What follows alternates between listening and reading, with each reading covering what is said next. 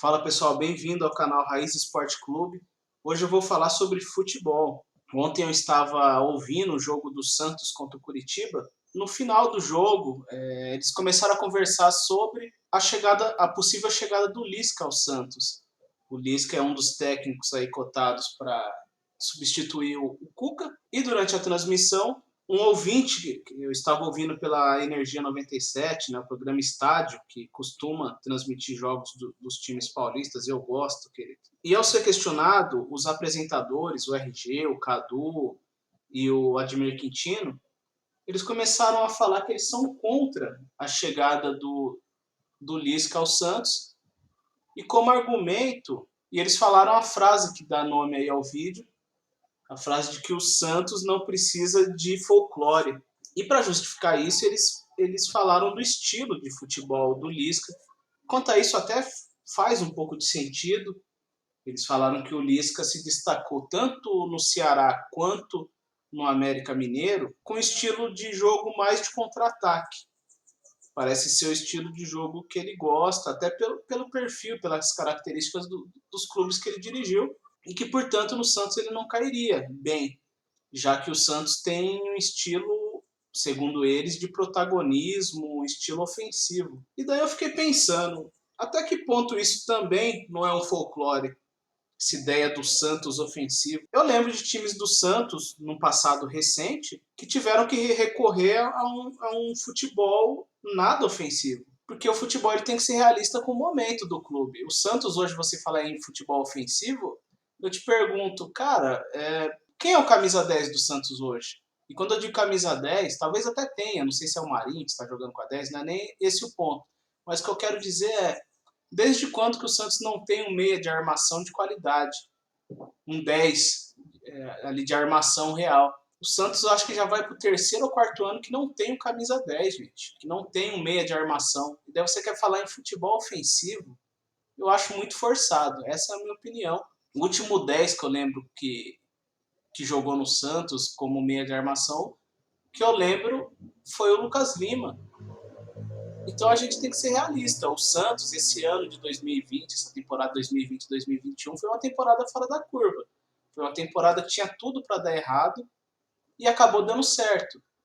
Agora a gente não pode achar que todo ano vai ser a mesma coisa, que todo ano o Santos vai entrar sem jogador, sem poder contratar, diferente dos rivais, sem dinheiro, vai entrar no campeonato devendo para todo mundo, sem elenco, e vai chegar a uma final de Libertadores. Então a gente precisa realmente parar com certas lendas, com certos folclores. O Santos, eu lembro de um time, um pouco depois que o Neymar saiu do Santos, o Santos montou, que foi quando chegou aquele Germano, que hoje é ídolo lá no volante ídolo na equipe do Londrina, que o Santos quase caiu naquela temporada. Eu lembro que o meia de armação naquele ano era o Felipe Anderson, que depois foi vendido para o Lazio.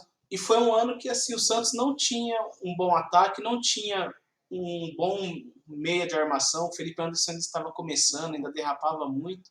Ele costumava disputar ali com o Patito, que naquela época também era um meia de armação no Santos. E no final, para não cair, chegou um técnico, acho que era até um técnico da base do Santos, não lembro se era o Anderson Moreira, mas ele encheu o time de volante.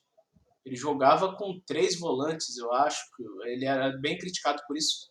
Era o Germano, tinha um outro, eu não lembro o nome dele, acho que era Rodrigo alguma coisa, que era um cara que era evangélico. E tinha um terceiro volante lá no Santos.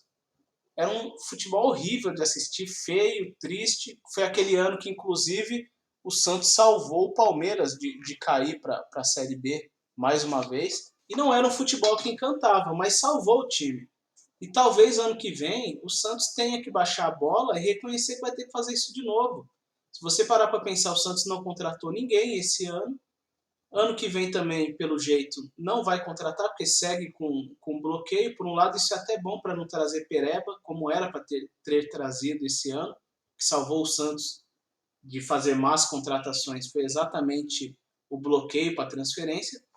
Mas ano que vem, se formos parar para pensar, o Santos já perdeu o Lucas Veríssimo e o Diego Pituca, ou seja, a base da defesa do Santos se foi.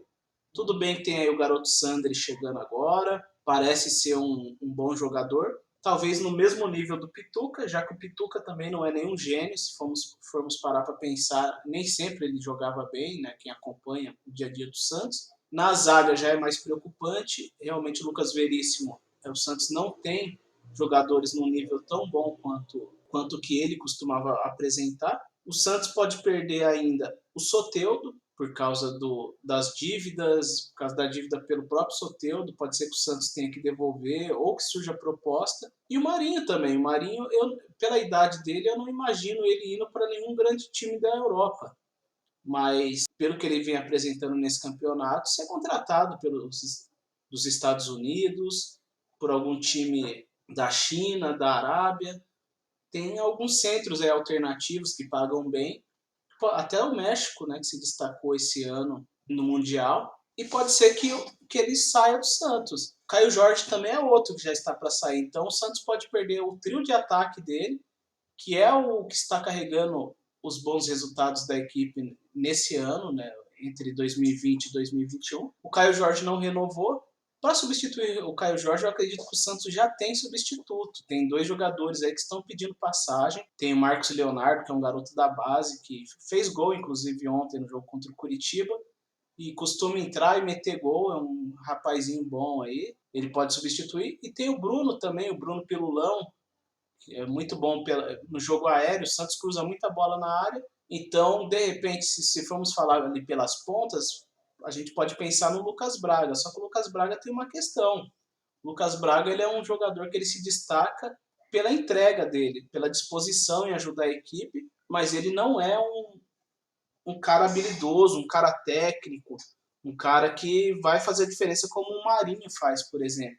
Então, neste momento, a torcida ainda está de boa com ele, porque está tudo dando certo, né? O Marinho está vivendo um ano fantástico, então o Lucas Braga está ajudando.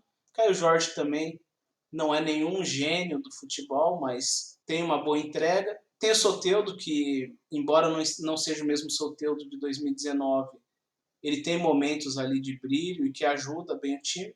Então está tudo funcionando, mas e na hora que parar de funcionar? Daí a torcida já volta a vaiar, a pressão já volta a ficar maior e esse pessoal vai ficar assustado. O Lucas Braga, se você for parar para pensar, ele não é tão diferente do que era o Copete. O Copete era a mesma coisa. Inclusive, eu acredito até que ele tenha mais gol que o próprio Lucas Braga pelo Santos. Apesar que jogou mais tempo também. Mas o Copete era a mesma coisa. Era um jogador que se doava em campo. Chegou até a jogar de lateral esquerdo algumas vezes, porque o Santos não tinha um lateral esquerdo, e é outro problema que o Santos pode ter para o ano que vem. O Felipe Jonathan pode sair, e o Santos não tem outro lateral esquerdo. E daí está impedido de contratar. Como que vai fazer? Porque da base até o momento não surgiu nenhum outro lateral esquerdo. Então acho que a torcida do Santos precisa cair na real, que o Santos não é mais aquela superpotência que eles imaginam, e o Santos precisa se tocar e cair na real, que talvez ano que vem, como o próprio Cuca já vem alertando, e é um dos motivos que ele dá para a saída dele próprio, é que ano que vem vai ser um ano sofrido e que a torcida não caiu ainda na real, que o time não está no seu auge, o time tem várias limitações, não tem um 10 armador, talvez fique sem o lateral esquerdo, não tem, por enquanto, um bom zagueiro pela direita, embora eu acredito que da base vão sair alguns. O Sabino está voltando do Curitiba, embora o Curitiba tenha caído para a Série B, o Sabino se destacou lá como um bom zagueiro, mas o Santos tem dificuldades, cara. E além disso que eu já citei, pode ter dificuldade também no ataque. Pode ser que perca o seu trio de ataque, que hoje são os principais jogadores do Santos. E daí como que vai se virar? Porque para substituir o Caio Jorge ali pelo meio, a gente tem bons substitutos. Mas pelas pontas, por enquanto, também o Santos não revelou ninguém. Ninguém que tenha se destacado. Pode ser que com a sequência de jogos se destaquem, mas por enquanto não tem ninguém. Então, cuidado com folclore, tá, torcedor santista? Porque não é só o Lisca que é um folclore, não.